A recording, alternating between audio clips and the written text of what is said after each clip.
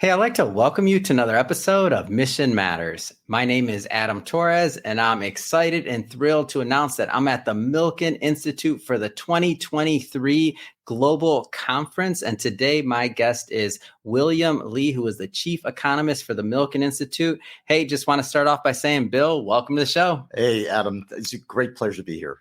So, Bill, excited to get into today's topic. So I want to know about this Milken magic I'm hearing about. I want to hear about, how you got involved with Milken, of course, and some of the content that you're seeing today. And one of my goals is to introduce the Milken Conference, the Milken Institute to our audience, because I want more people to get involved. But just to start this episode off, Bill, we'll start this off with what we call our Mission Matters Minute. Mm-hmm. So, Bill, we at Mission Matters, we amplify stories for entrepreneurs, executives, and experts. That's our mission. Bill, what mission matters to you? When I first got to Milken Institute, quite frankly, I never heard of it. Mike Milken, of course, I knew about because he was a personal hero of mine. Mike has been a genius who discovered a way of allowing companies around the world to find financing to create great stuff. CNN in the old days was just some idea that said, I think an all news channel might really make it, and no one would give him financing. And Mike came along and said, I got a way to do this for you. And he did that for so many companies. So the fact that he is the man who created a whole new way of finance is the guy who makes him the hero of every person who's been in economics or finance or business school. So that was the Mike Milken that I knew about. When I came here 5 years ago, I was chief U.S. economist at Citi. Most of my life, I've been in the IMF, International Monetary Fund, the Federal Reserve, and essentially, relatively staid institutions, right? And they said, the Milken Institute is more than just Mike. I said, what do you mean more than just Mike? It's Mike. Yeah. And they said, we're about healthcare. We're about philanthropy. We're about having fun and having this mission of ours is to let people have access to funding. Mike's first accomplishment was faster cures, a portion of the Milken Institute that accelerates the approval of drugs. It was taking forever to get drugs approved. And Mike just stepped in there and figured out ways of getting things done. Philanthropy. People like to give away money when they're rich and they feel like, I've made a lot of money. I should pay back to society. But how the hell do I do this? And Mike came along with a structured way to say, here's how you can give money to causes and see its impact. To have absolute accountability for every one of your hard-earned dollars, where it goes. And that third pillar is still one where, when Mike interviewed me, he said, Bill, I know you know me from finance, but I care a lot about healthcare. I care a lot about philanthropy. I spend most of my time there. I'm also in education. But, my first heart of heart loves is still finance. You can go out. You don't have a compliance officer to worry about. You can go out and talk about whatever you want. Don't embarrass me. And that's the only mandate I got from Mike. Don't embarrass me. So make sure you don't embarrass, that I don't embarrass Mike, and we're fine. Fantastic. Can you talk a little bit more about your role as a chief economist and really what you do for Milken Institute? Yeah. Well, it's evolved over time. I came in here to help direct the research 5 years ago. And then I discovered that a hole that needed to be filled here was to get outside exposure, people like you, to have more people understand what the Milken Institute does. And since I spent most of my life at the Fed, the IMF, I know a lot about the macroeconomy, inflation, unemployment, what the Fed's doing, what other countries are doing. I opened up the International Monetary Fund's Hong Kong office right after the Asian crisis. So I lived in Hong Kong for 3 years. So I know about China and Hong Kong in the East. So essentially what I do now is to use that expertise. I go on CNBC, Bloomberg, and a lot of the business stations. Sometimes CBS catches me. Sometimes CNN catches me when it's a breaking story about the economy and the global economy. And I talk about stuff out there. And in doing so, I represent Mike. I represent the Milken Institute in doing this. And I think that is a fabulous job where, as my friends tell me, you get to shoot your mouth off, you get paid for it, and you have Mike's approval. So it's really fantastic. Sounds like a lot of wins there. So looking at the conference this year, What are some of maybe your favorite moments? And again, not the favorite moment, not nobody competing, but a lot of initiatives here. I know over 800 speakers. If my math is right on this one, there's lot going on. It's over 900. It's over 900. I'm going to take your word for it as the chief economist, by the way. Well, actually, I just saw that in the corridor here. So our numbers are up to 900 now. But Mike has done this for 26 years now, I think. And in the old days, it used to be a gathering of a lot of clients of Mike's and people who got together, because what a great way to meet other clients and other people where business deals are made. That was then, but boy, has Mike evolved this. This conference has now become a gathering. There's a very famous international conference in Switzerland, Davos, the World Economic Forum. And that's where all the big wigs get together and talk about the state of the world. Topics include climate change to finance to stuff in the healthcare field. This conference is really called the Davos of the West. It is referred to as a Western California version of that kind of conference. But we have actually put a different spin on it. What we want as our main focus, the mission of the Milken Conference, as opposed to Milken Institute itself, is to get people together who had never gotten together before. And to force them to talk to one another. My first year here, I said, God, this place is crowded. It is. And you could barely walk down the corridors. I said, Mike, there's a hotel right next door. Why don't we just expand our venues over there? Bill, you don't understand. The point of bringing people here is to force them to just touch each other and to really get them so crowded they can't help but to talk to one another.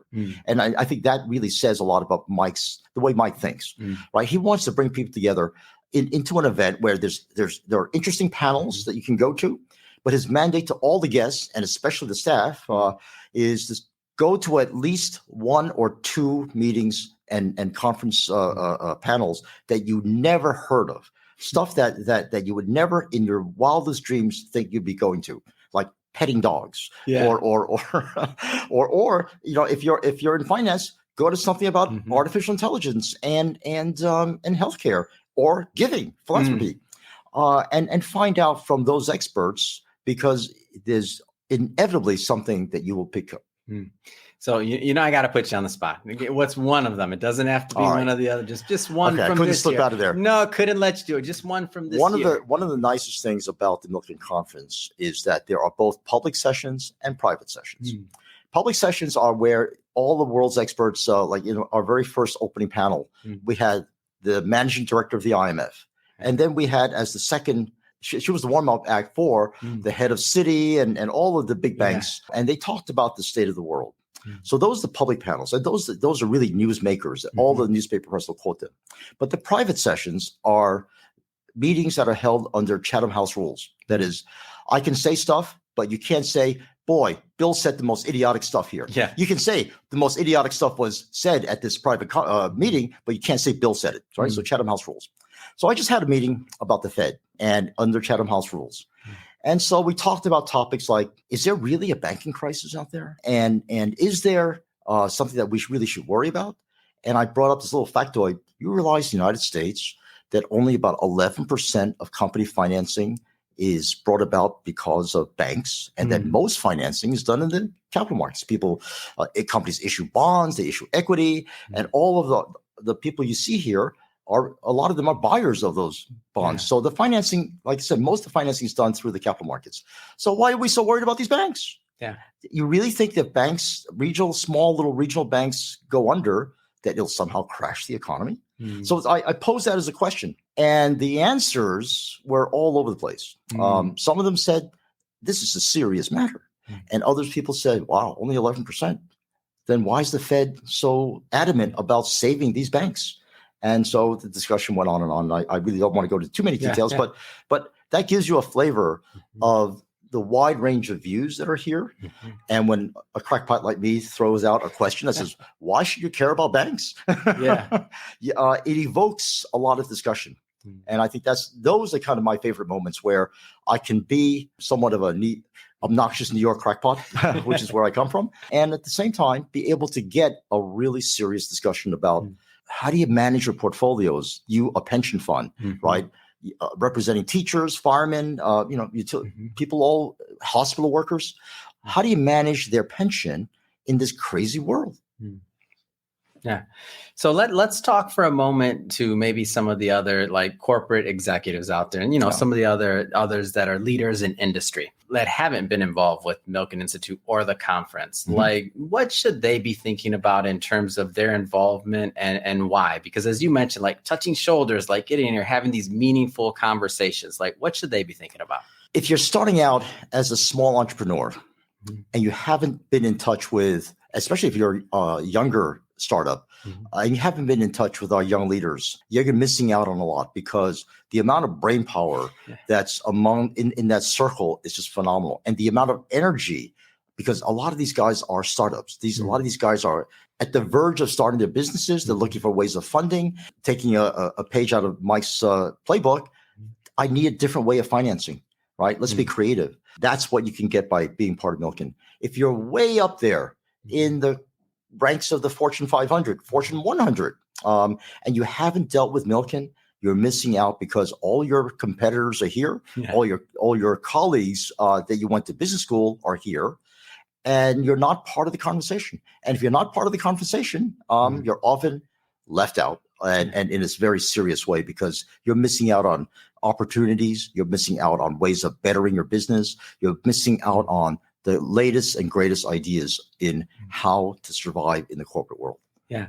And one of the things is I've been getting used to here is the vernacular and that Milken stuff. So the Milken language. So one thing that I've heard is the Milken magic. That's one. I want your opinion on this one. The think tank versus I'm told that Mike says this is an action tank. Come on. Yes. Tell me what that means.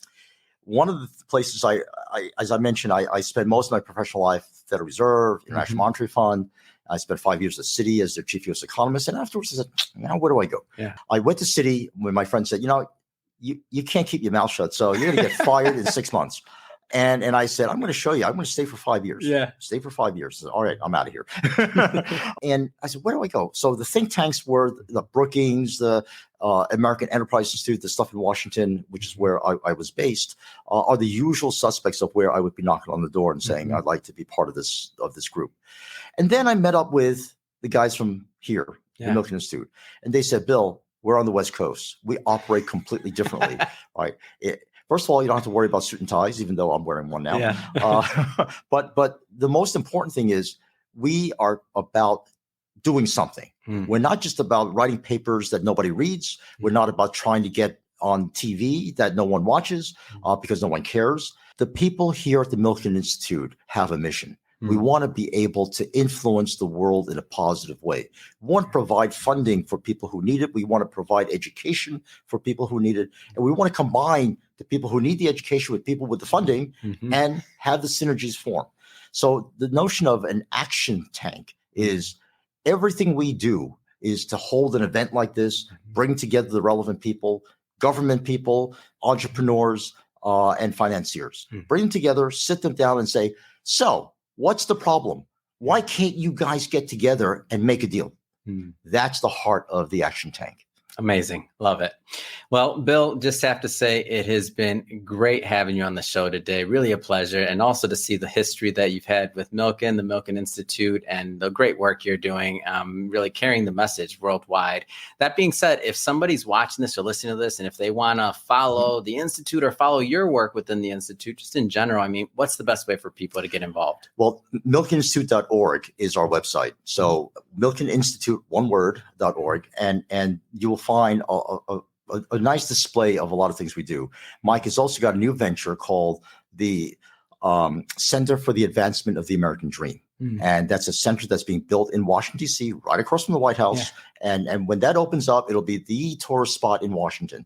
And as for me, and you want to know why it is it that you see an Asian face talking about the U.S. economy or the global economy, a rare occurrence these days, I have a LinkedIn page. Just look me up, William Lee, economist, William Lee, Milken Institute, and you'll find it. Fantastic. And for our audience, we'll put all that information in the show notes, really, so that you can just click on the links and head right on over. And Bill, really appreciate, again, your time today. And I know you got a busy, hectic conference schedule. Thanks again for coming on the show. Adam, it's a pleasure, and anytime.